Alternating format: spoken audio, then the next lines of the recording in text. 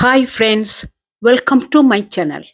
இன்றைக்கு நாங்கள் வீடியோவில் நெருப்பில் சுட்ட கத்தரிக்காய் சம்பல் ரொம்ப ஈஸியாக வீட்டில் எப்படி செய்கிறேன்னு தான் பார்க்க போகிறோம்.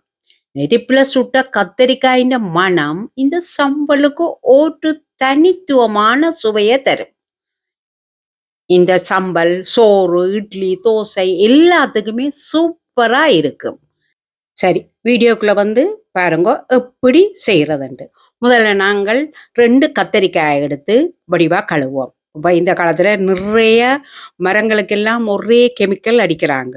அப்ப நாங்கள் அதில் இருக்க கெமிக்கல் போகணுமென்றால் வடிவா நாங்கள் அதை கழுவி அதுண்ட ஈரத்தன்மையை எடுப்போம். ஏன்னடா நாங்கள் நெருப்பிலையோ போட்டு சுட போறோம். ஈரம் இருந்துச்சுன்னு சொன்னால் வடிவா சுடுபடாது. நாங்கள் ஒரு டிஷ்யூவாலேயோ ஒரு துணியாலேயோ துளைச்சி எடுப்போம்.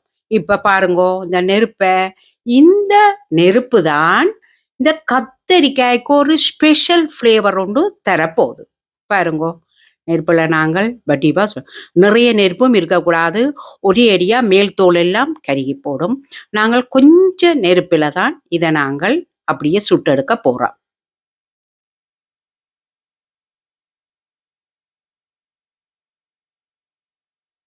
இப்ப நெருப்பை கொஞ்சம் மேலாலையும் போட்டு கத்தரிக்காயை மற்ற பக்கம் திருப்பி வைப்பேன். பாருங்க எப்படி இருக்குன்னு சொல்லி. மேல் தோல் எல்லாம் இந்த ப்ரௌன் கலரா சுடுவட்டு இருந்தால்தான் எங்களோட கத்தரிக்காய் டேஸ்டா இருக்கும்.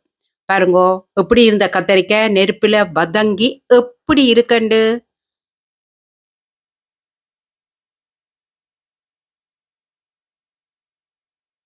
சரி, இப்ப கத்தரிக்காயை நாங்கள் எடுப்போம். இப்ப ஒரு 2 கட்டு கருவேப்பமில்லையே இப்படி கொஞ்சம் சின்ன சின்னனா வெட்டுவோம். அதே மாதிரி 2 பச்சை மிளகாயையும் கொஞ்சம் சின்ன சின்ன துண்டா வெட்டுவோம். ஒரு 10 சின்ன வெங்காயம் எடுத்து அதையும் சின்ன சின்ன துண்டா வெட்டுவோம். இந்த சம்பலுக்கு ஆகலும் நாங்கள் சின்ன சின்ன துண்டா வெட்ட தேவையில்லை. இந்த சம்பல் களியா இருக்கும். அப்ப வெங்காயம் கொஞ்சம் எங்களுக்கு நறுக்கண்டு கடிபடைக்கலோ ஒரு தனி டேஸ்ட் ஒன்று இருக்கு.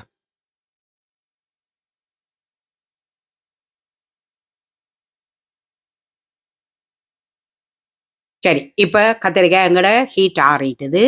நாங்கள் இப்ப அந்த கத்தரிக்காயின் மேல் தோலை அப்படியே உரிச்சு எடுப்போம்.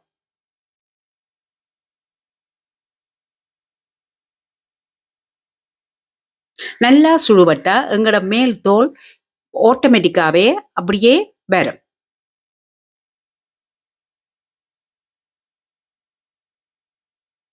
இப்ப நாங்கள் மேல் முகப்பை அப்படியே பிச்சு எடுப்போம். அப்படியே நாங்க மற்ற கத்தரிக்காய்க்கும் அந்த தோலை உரிச்சு எடுப்போம். கேஸ் குக்கர்ல கூட நாங்கள் இந்த கத்தரிக்காயை சுட்டெடுக்கலாம். ஆனால் நெருப்புல சுடுற மாதிரி டேஸ்ட் இந்த கேஸ் குக்கர்ல சுடுறது கத்தரிக்காய் வராது. இப்ப நாங்கள் அந்த உரிச்ச கத்தரிக்காயை ஒரு கரண்டியால மசிப்போம்.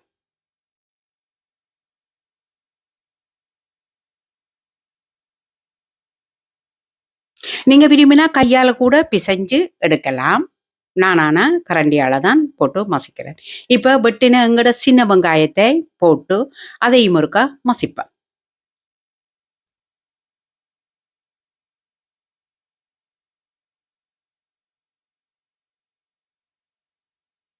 இப்ப நாங்கள் வெட்டின 2 பச்சை மிளகாயையும் போட்டு வடிவா கிளறுவோம்.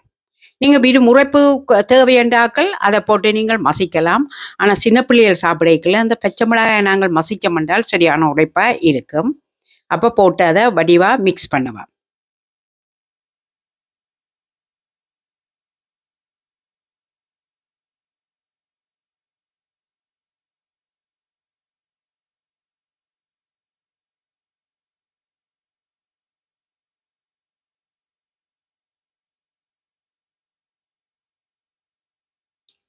இப்ப நாங்கள் ஒரு 1/2 டீஸ்பூன் உப்புத்தூள் போடுவோம்.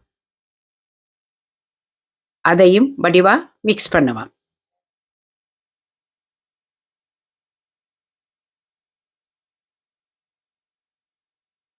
இப்ப நாங்கள் வெட்டி வச்சிருக்கிற கருவேப்பமிலையும் போட்டு நல்லா கலக்குவோம். இப்ப நாங்கள் 1 கைப்பிடி அளவு தேங்காய்ப்பூ போட்டு அதையும் சேர்த்து நல்லா மசிப்போம்.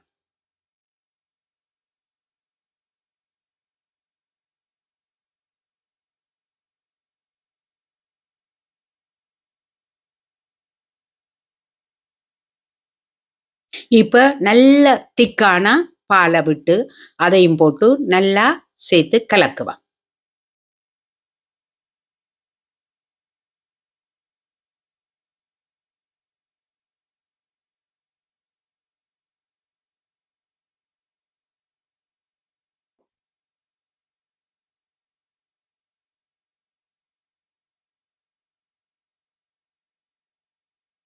இப்போ ஒரு 1/2 டீஸ்பூன் மிளகுத்தூள் போடுவோம்.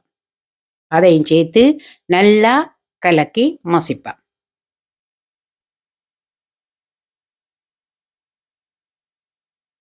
இப்போ ஒரு பாதி தேசிப்புளி விடுவோம்.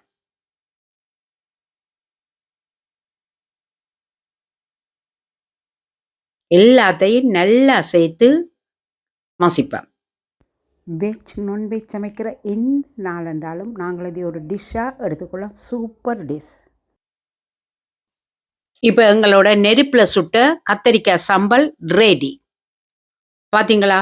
வீட்டில் இருக்கிற இவ்வளவு சாமானையும் வச்சு தான் இந்த சம்பலை நாங்கள் செய்த நாங்கள். இந்த சுவை சோத்தோட சேர்த்தா செம சாட்டிஸ்ஃபையிங்கா இருக்கும்.